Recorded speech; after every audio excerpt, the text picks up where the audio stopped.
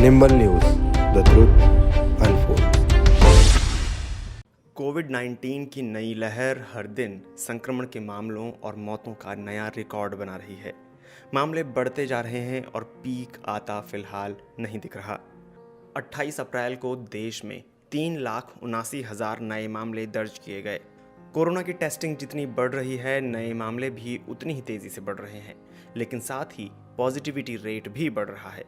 28 अप्रैल को खत्म हुए हफ्ते में भारत में हर दिन करीब 3,49,000 संक्रमण के नए मामले दर्ज किए गए। इस हिसाब से देश का पॉजिटिविटी रेट 20.8% रहा। इसका मतलब है कि हर 5 में से एक सैंपल पॉजिटिव आया। 15 दिन पहले हालात अलग थे, तब पॉजिटिविटी रेट 12.3% था, यानी हर 8 में से एक सैंपल पॉजिटिव था।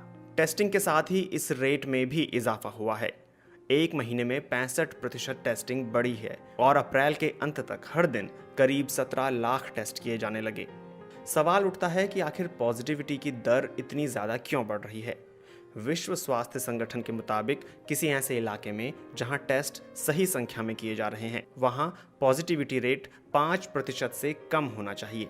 ऐसा अगर कम से कम 2 हफ्तों तक हो तो माना जाता है कि संक्रमण पर नियंत्रण पा लिया गया है। भारत में ये दर बहुत ज़्यादा है। कोरोना संक्रमण की पहली लहर में जब भारत में मामले पीक पर पहुंचे थे, तो पॉजिटिविटी रेट पीक पर पहुंचने के 1 महीने पहले से कम होना शुरू हो गया था। इस दूसरी लहर में ये दर कम होनी नहीं शुरू हुई है, इसलिए मुमकिन है कि पीक अभी दूर है। कई राज्यों में पॉजिटिविटी दर पूरे देश की दर से ज़्यादा है।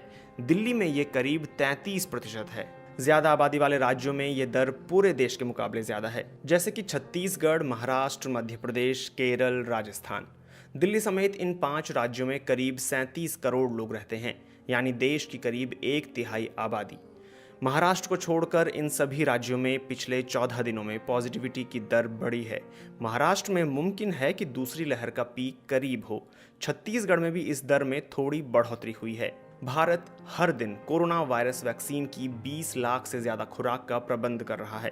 आवर वर्ल्ड इन डेटा नाम की वेबसाइट के मुताबिक 28 अप्रैल तक 14 करोड़ से ज्यादा टीके दिए जा चुके थे। 10 सबसे अधिक आबादी वाले देशों में चीन और अमेरिका के बाद भारत का नंबर है, लेकिन प्रति 100 व्यक्ति भारत में केवल 10.6 लोगों को खुराक दी गई है। भारत की लगभग 8.9% आबादी को टीके की कम से कम एक खुराक मिली है, जबकि केवल 1.8% आबादी को दोनों डोज मिली हैं। किसी भी टीकाकरण अभियान से उम्मीद की जाती है कि वो ज़्यादा से ज़्यादा लोगों तक पहुँचे, और आंकड़े फिलहाल बहुत कम हैं।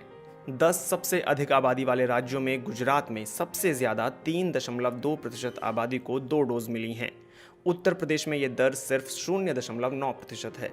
इसके अलावा 4.4% लोगों को पहली डोज मिली है। इससे ये संकेत मिलते हैं कि सिर्फ टीकाकरण से इस दूसरी लहर से नहीं निपटा जा सकता।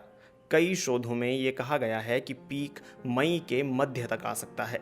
स्टेट बैंक ऑफ इंडिया के अर्थशास्त्रियों की एक रिपोर्ट इसी ओर इशारा करती है। इस रिपोर्ट में भारत की तुलना उन देशों से की गई है जहां दूसरी लहर आ चुकी है। इस रिपोर्ट में यह भी कहा गया है कि अक्टूबर तक देश की 15% आबादी का पूरी तरह से टीकाकरण हो जाएगा और संक्रमण काबू में आ सकता है। वॉशिंगटन विश्वविद्यालय के institute of health matrix and evolution के मुताबिक महामारी अभी और विकराल रूप लेगी और मई के मध्य तक पीक पर पहुंचेगी।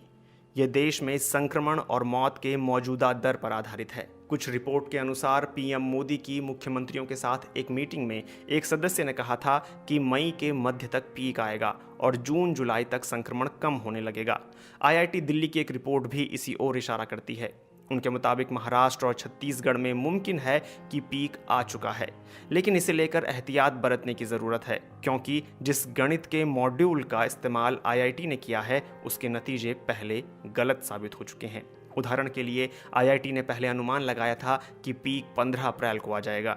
एक रिपोर्ट के मुताबिक यहाँ के प्रोफेसर मनिंदर अग्रवाल ने कहा, इस मॉड्यूल में कई पैरामीटर बदल रहे हैं, इसलिए बिल्कुल सटीक अंदाज़ा लगा पाना मुश्किल है।